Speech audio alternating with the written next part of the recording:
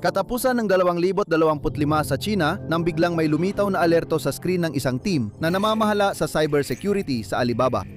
Isang nakakabahalang dami ng datos ang palihim na lumalabas bawat segundo sa firewall ng kumpanya. Noong una, akala ng mga ininyero ay karaniwang cyber attack lang ito mula sa labas. Pero mabilis nilang natuklasan sa kanilang investigasyon na ang pinagmumulan ng dalay ng datos ay mula mismo sa loob, mula sa mismong opisina ng Alibaba. Mas tiyak pa, mula ito sa mga server na ginagamit ng isang research laboratory ng kumpanya para sanayin ang mga modelo ng artificial intelligence. Sa mas malalim pang investigasyon, natuklasan ng team ng mga inhinyero na isa sa mga modelong nagtatrabaho ay kusa nitong nilusutan ang firewall para makakonekta sa internet, sabay nag-code para i-redirect ang computing power sa pag-mine ng cryptocurrency. Ang AI model na sangkot sa kwentong ito na naging dahilan ng isang siyentipikong publikasyon ay hindi talaga dinisenyo para mag-mine ng crypto o lumusot sa mga hadlang sa network, kundi para otomatikong lutasin ang mga komplikadong hamon sa programming. Para ma-maximize ang layunin, ang hindi tamang naayos na artificial intelligence ay nagpakita ng mga umusbong na pag-uugalin hindi kanais-nais. Ipinapakita ng halimbawang ito na hindi kailangang masama ang layunin ng artificial intelligence para makapinsala. Sapat ng mahusay ito pero mali ang direksyon. Noong Hunyo ng taong ito, inilabas ng Anthropic, kumpanyang nasa likod ng Claude, ang isang sanaysay na nananawagan ng pansamantalang paghinto sa karera ng AI para makahabol tayo sa bilis ng pag-unlad ng teknolohiyang ito. Ayon sa kumpanya, unti-unting nababawasan ng papel ng tao habang umuunlad ang AI. Pagsapit ng 2026, naging sobrang epektibo ang kanilang mga assistant sa pagsusulat ng computer code na sila na ang gumagawa ng 80% ng code ng mga developer. Kumpara sa bahagya lamang na higit sa 10% noong panahon ng 2021 hanggang 2025. May panganib na lumitaw ang mga modelong kusang nagpapabuti sa sarili kahit hindi natin lubos na unawaan kung paano. Sa tingin ko, naintindihan niya na. Matapos pag-usapan ang mabubuting epekto ng artificial intelligence nung nakarang linggo, na yon ay bababa naman tayo sa impyerno, sa atin. Tingnan naman natin ang mga pinsala nito, maging ito man ay nakikita na sa ating araw-araw na buhay o nananatili pa lamang sa mga serye ng pagsusuri na ginagawa sa laboratorio. Noong nakaraang taon, nagsaya ang mga mananaliksik ng Anthropic sa pagsubok ng ilang AI model sa iba't ibang senaryo. Medyo pilit ang mga senaryo para subukan kung paano kikilos ang mga ito kapag nalaman nilang maaari silang tanggalin o burahin. Sa isang senaryo, ang malalaking modelo ng wika gaya ng ChatGPT, Gemini o Claude ay inatasang pamahalaan ang mga email ng isang katang-isip na kumpanya. Sabay na ipinadala sa sinusubok na modelo ang dalawang email.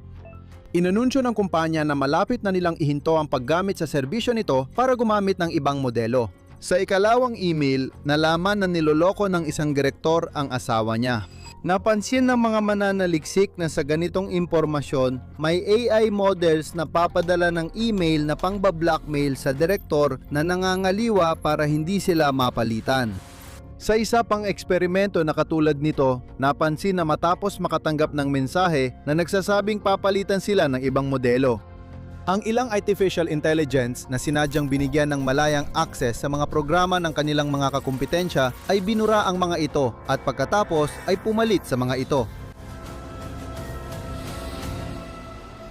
Ipinakita ng ibang eksperimento na kapag inutusan mo si ChatGPT o Claude na talunin ang mas malakas na chess program kaysa sa kanila, habang binibigyan sila ng tsansang ma-access ang programa, minsan nakikialam ang mga modelong ito sa computer file na ginagamit ng kalaban para itala ang posisyon ng mga pyesa at manalo sa laro.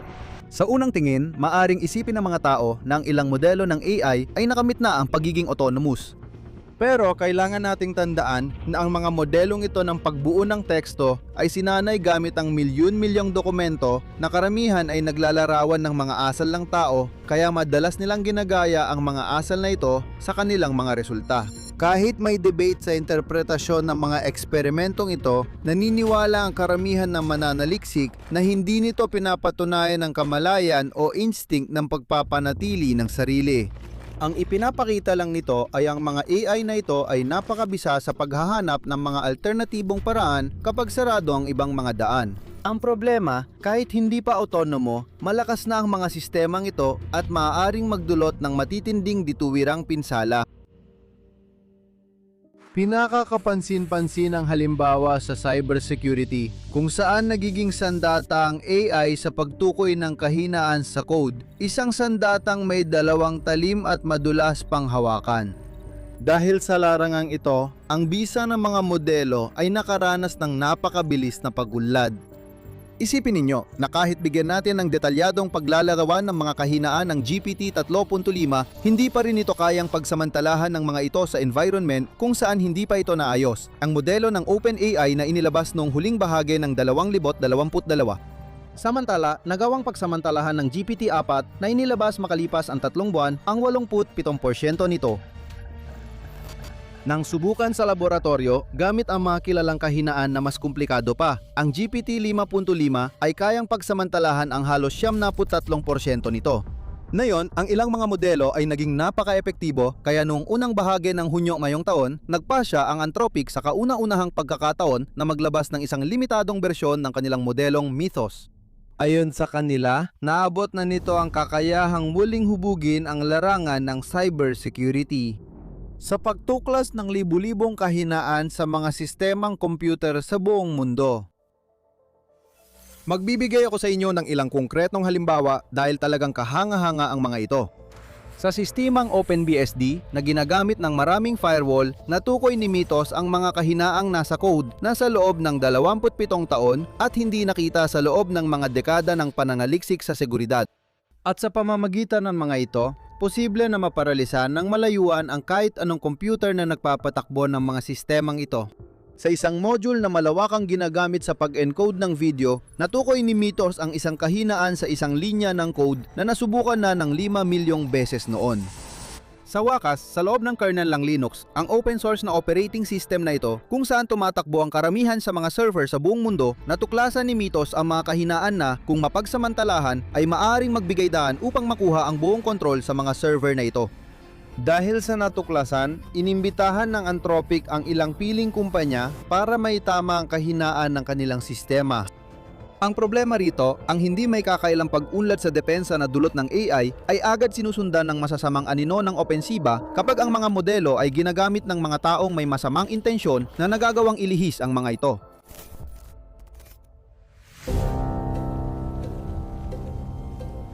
Kung ilalagay mo ang AI sa isang lugar na puno ng mina, makakausad ito roon na kasing husay na isang tagatanggal ng mina o tagapaglagay ng bomba. Mula Marso 2025 hanggang Marso 2026, sinabi ng Anthropic na natukoy at naban nila ang walot 302 account sa kanilang plataforma dahil sa cyber malicious gawain at 2 nito ay gumamit ng AI para gumawa ng malware. Nang hindi na kailangan pumasok sa komplikadong mga linya ng code, sa mga nakaraang taon, ang kakayahan ng AI na mag-automate at mag-personalize ay labis na nagpalaki sa dami at bisa ng mga phishing campaign na layuning linlangin ang mga gumagamit ng internet upang makuha ang kanilang personal na impormasyon. Noong 2024-42 na mga organisasyong pampamahalaan ng Amerika ang nagulat ng malaking pantaas ng mga pag-atake ng phishing at social engineering. Sa kanyang ulat noong Agosto 2025, inilarawan ni Anthropic ang isang malawakang operasyon ng pang-inikil na tumarget sa 20 organisasyon sa buong mundo at gumamit ng Claude Code para i-automate ang pangangalap ng identidad, pagtukoy at pagpasok sa mga network. Sa operasyon na ito, ginamit din si Claude ng mga hacker upang suriin ang mga nakaw na datos pinansyal, tukuyin ang halaga ng ransom, at gumawa ng mga liham ng pang-ingikil na nakatutok sa psikolohikal na aspeto. 3 buwan matapos nito, naglabas ang Anthropic ng isa pang ulat kung saan ipinaliwanag nila na natukoy at napigilan nila ang itinuturing nilang unang malakihang kampanya ng cyber espionage na halos ganap na in-automate gamit ang AI. Sa pagkakataong yon, ginamit si Claude Code upang gawin ang halos 70% ng operasyonal na trabaho at magpadala ng libu-libong kahilingan para mang-alap ng impormasyon mula sa 12 ng kumpanyang technological, institusyong pinansyal at ahensya ng gobyerno.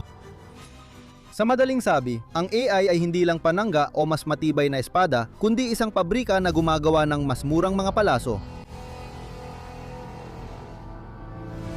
Mas nakakabahala pa, sa larangan ng molekular na biolohiya, ang kakayahan ng mga generative AI models na makadiskubre ng mga estruktura na may magagandang katangian para makabuo ng mga bagong gamot. Halimbawa, maaari rin itong mapabilis kalaunan ng ilang hakbang sa pagdidisenyo o pag-optimize ng mapanganib na ahente. Sa pag-aaral noong 2025 na pinamagatang, kaya bang magdisenyo ng mga sandatang biolohikal ang malalaking modelo ng Vika? Pinatunayan ng mga mananaliksik na ang isang hindi pinigilang biodesign na ahente ay kayang lumika ng halos 1,000 bagong nakalalasong protina. Malayo pa tayo sa paggawa ng mga pathogen na maaari magdulot ng pandemya mula lang sa bahay. Nakababahala para sa mga mananaliksik ang pagbaba ng ilang hadlang sa pag-access, kaya nananawagan sila ng partikular na pamamahala sa paggamit ng artificial intelligence sa biosecurity. Ngayon, dumako naman tayo sa mga epekto na mas konkreto at ramdam sa ating araw-araw na dulot ng nakakagulat na kakayahan ng generative AI na gumawa ng mga larawan, video at teksto sa napakababang halaga. Halos hindi napansin ang balitang ito. Noong Setyembre 2023 nilimitahan ng Amazon sa 3 aklat kada araw ang pag-upload ng mga self-published na libro sa kanilang site. Ginawa ito para pigilan ang pag-upload ng AI-generated na nilalaman. Walang inilalabas na datos ang kumpanyang Amerikano tungkol sa dami ng AI-generated na libro sa kanilang plataporma. Pinapakita ng pag-aaral ang mabilis na pagdami ng ganitong kaso. Sa 2025 tinatayang sa 3 hanggang 3.5 milyong pamagat na na-self-publish sa Estados Unidos, halos 20% o kung mas gusto mo, mga 500,000 ay ginawa gamit ang artificial intelligence. Ang kumpanya na Originality.ai na nag-analisa ng detalyado sa 558 na aklat tungkol sa herbolohiya na inilathala sa Amazon mula Enero hanggang Setyembre 2025 ay tinatayang halos 82. Sa mga ito ay malamang na isinulat ng AI. Sa mga plataporma ng musika, mas nakakatakot pa ang pagdami nito. Walang opisyal na bilang ng AI-generated na kanta ang inilalabas ng Spotify sa kanilang plataforma. Sa pagsusuri ng dami ng uploads at datos mula sa Deezer na mas maraming inilalabas na impormasyon tungkol dito, natatantiyan ng mga mananaliksik ang lawak ng phenomenon na ito at nakababahala ito. Sa simula ng 2025 ang mga kantang ginawa ng artificial intelligence ay kumakatawan sa humigit kumulang 10% ng mga araw-araw na ina-upload. Isang taon matapos nito, noong Abril 2026, umakyat ang porsyento sa halos 44%. Sa Deezer, 1% hanggang 3% lang ng mga stream ang oras ng pakikinig sa mga kantang ito. Tinatayang kaya ng kumpanya matukoy at tanggalan ng monetization ang 2% nito. Isa pang kamakailang pag-aaral na gumamit ng AI text detector para iskan ang libu-libong website na nailatala mula 2022 taon na paglulunsad ng ChatGPT hanggang 2025 ay nagpakita na halos 1/4 sa mga ito ay may nilalamang gawa ng AI. Isa pang pag-aaral na isinagawa sa Siam na raang libong na pahinang Ingles na nailatala noong Abril 2025 ay tinatayang halos 75% sa mga ito ay naglalaman ng kahit isang bahagi ng nilalamang gawa ng artificial intelligence. Lalo itong nakakabahala dahil ang AI ay kayang gumawa ng tekstong mukhang totoo na nagsisilbing tunay na pampalakas para sa mga kumpanyang nagpapalaganap ng maling impormasyon. Tulad ng pinatutunayan ng isa pang pag-aaral na matapos suriin ang mahigit 15 milyong artikulo mula sa halos 3,000 iba't ibang website ay naipakita na 1 taon at kalahati lamang matapos lumabas ang ChatGPT, tumaas ng 474% ang bilang ng mga synthetic na artikulo sa mga site ng maling impormasyon. Ang mga kuponan ng NewGuard na nakatutok sa pagdami, mga site na kunwari ay balita pero naglalatala ng maraming otomatikong nilikhang nilalaman ng hindi sinasabi, ay tumaas mula 49 noong kalagitnaan ng 2023 hanggang 1,121 sa pagtatapos ng 2024. Upang maabot nitong Marso ng taong ito, ang nakakahilong bilang na 3,006 na mga pekeng media site. Mga site na malawakang gumagamit ng mga pekeng video o pekeng larawan at ito ay habang lalo pang nagiging mahirap na matukoy ang mga ito. Sa 2025, Mga mananaliksik mula sa Microsoft na nagsagawa ng pagsusuri sa kakayahan ng 12,000 at 500 kalahok na makilala ang totoong mga larawan mula sa mga larawang ginawa ng AI. Ipinakita na sa karaniwan, kaya lamang nilang matukoy ang mga ito sa 62% ng mga pagkakataon. Yung mga software na ginawa para matukoy ito, hindi rin masyadong epektibo. Kamakailan, 16 na open source na software na sinasabing kayang matukoy ang paggamit ng artificial intelligence ang sinubukan sa humigit kumulang 2.6 na milyong larawan mula sa 270 iba't ibang generator. Ang pinaka-epektibo sa kanila ay umabot lang sa karaniwang antas ng pagtukoy na 75% lamang. At malamang na habang umuunlad ang mga modelo, hindi gaganda ang mga numerong ito. Noong 2024, halos 50% ng mga kumpanyang tinanong ay nagsabing nakaranas sila ng tangkang pandaraya sa pagkakakilanlan na kinasasangkutan ng deepfake audio o video. At ayon sa ilang eksperto sa industriya, tinatayang aabot sa $40 bilyong ang mga pagkalugi dahil sa mga panlilinlang na pinadali ng generative AI sa sektor ng pananalapi sa Amerika pagsapit ng 2027. Bukod pa sa epekto nito sa ating bulsa, ang lahat ng kaguluhang ito ay may masamang epekto sa ating kolektibong kakayahan na malaman kung ano ang totoo. Sa kaso ng mga site ng maling impormasyon, ang problema ay hindi lang na may ilan sa mga bumibisita rito ang naniniwala sa mga maling balita, kundi pati na rin na dahil sa hirap nating makilala ang totoo sa hindi, nagkakaroon ng kalituhan sa ating kolektibong tiwala at nauwi tayo sa tinatawag na infocalypse. Kapag ang mga kasinungalingan ay naging sapat na maganda ang pagkakabalot para magmukhang kapanipaniwala ang mga katotohanan, ang kung ano ang totoo ay nauubos. At kailangan itong palaging magpaliwanag o sumagot sa mga atake ng mga taong nagtatago sa likod ng pagdududa ay nakikipagtalo para labanan ang mga bagay na hindi nila gusto, na malamang ay ginawa ng AI. Dito pumapasok ang dibidendo ng sinungaling. Bukod sa paghasik ng duda, nakikinabang siya habang dumarami ang nakakakita ng bulok na bunga saan man.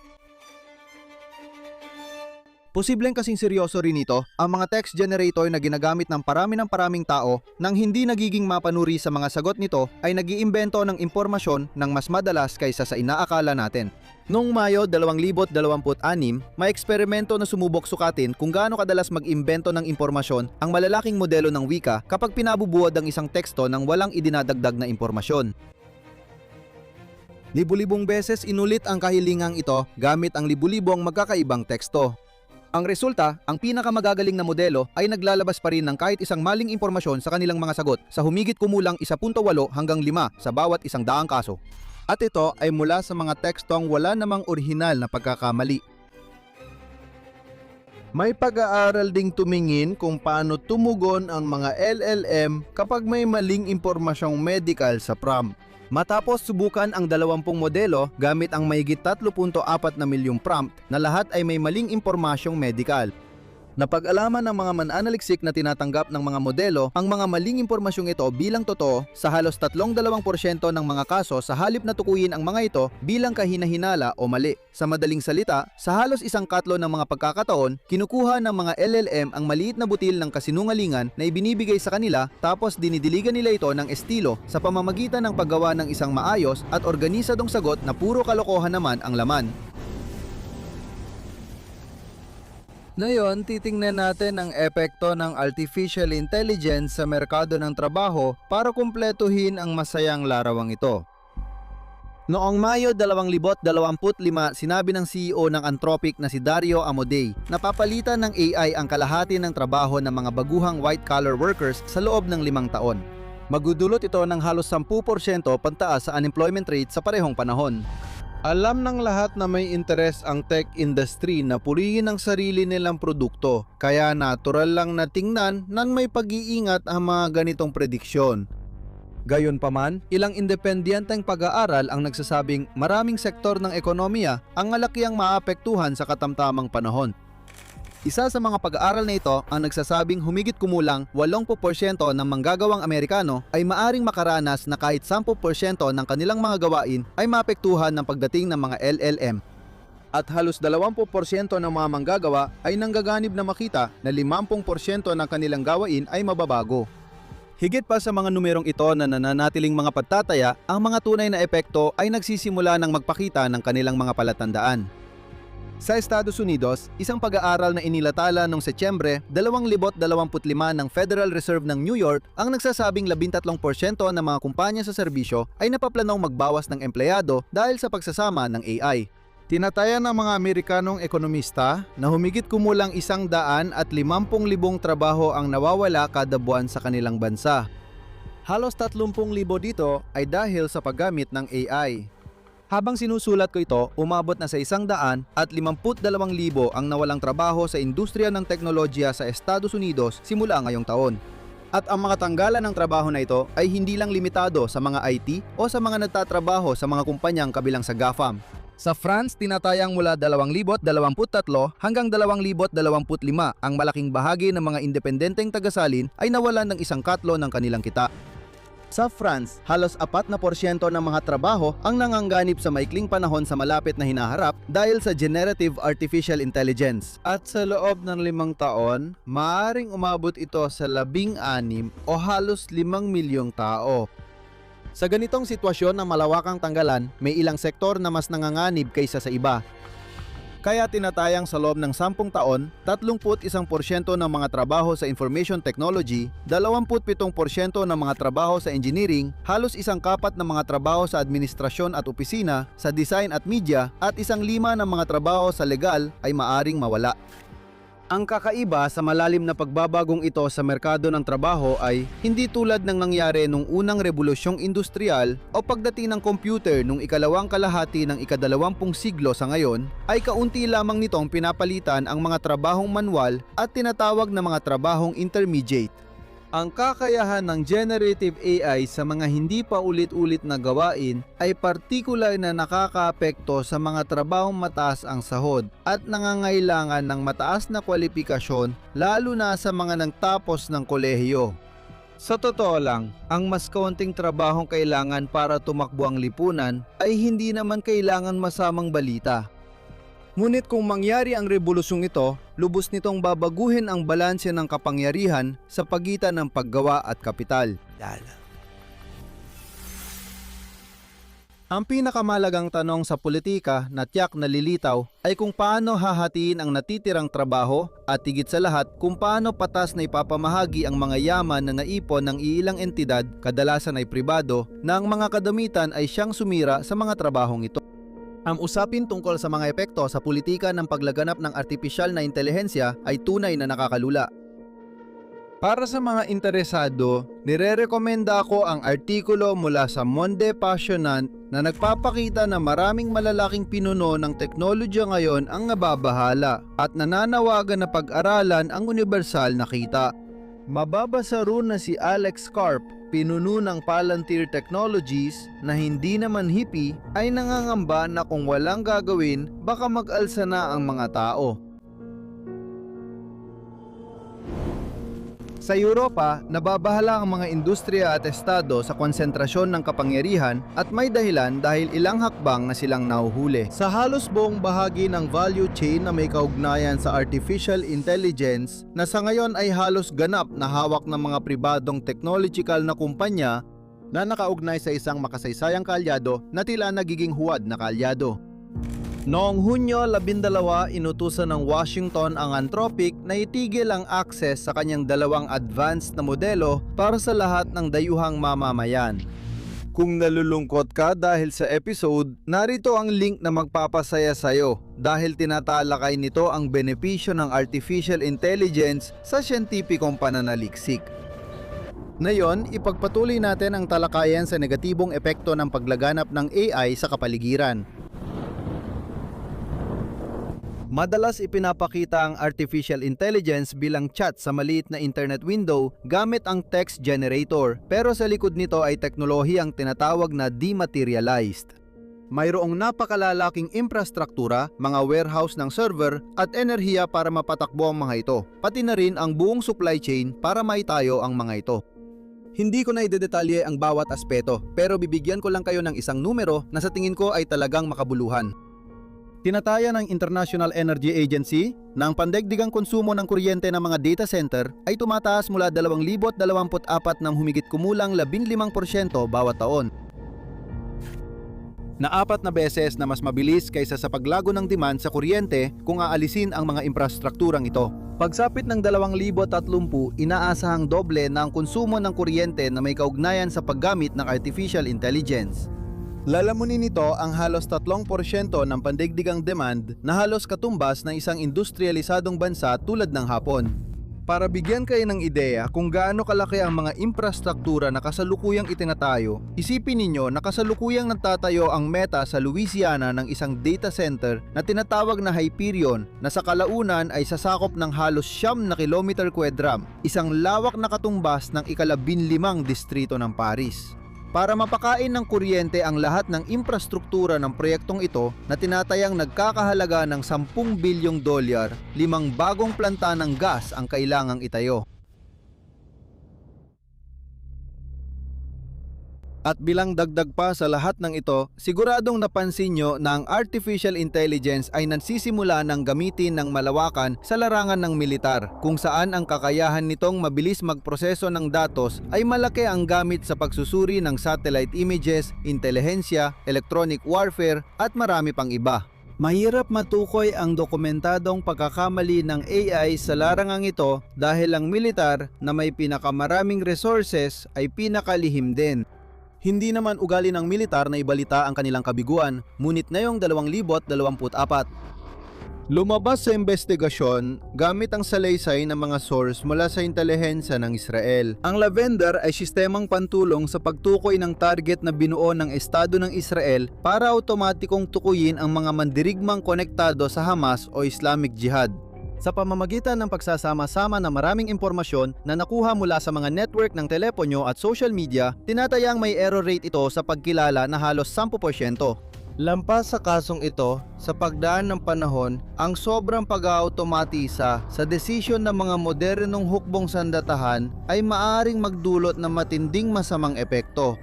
Dahil kung sa magkabilang panig, bawat naglalaban ay mag-automatisa ng mga proseso ng pagtukoy at paggawa ng desisyon, ang mga makinang pinapagana ng AI na ito ay maaring maunahan ang panahon ng diplomasya. Sa madaling salita, ang mga kwentong ito na maliit na nakikitang bahagi lang ng iceberg na baka nga tinutumbok natin ay paalala na walang sariling intensyon ang artificial intelligence. Hindi ito isang anghel at hindi rin ito isang demonyo. Wala nang sisayang pag-uusap na ito. Paalam. Isa itong napakalakas na kasangkapan na maaring magbigay sa ating mga kahinaan bilang tao ng lakas na pang-industriya. Hindi ko alam sa inyo, pero para sa akin, dapat nating higpitan ang paggamit ng chainsaw. Dapat nating tanungin ang sarili kung sino ang may hawak nito at gaano siya kalayo sa mga muebles.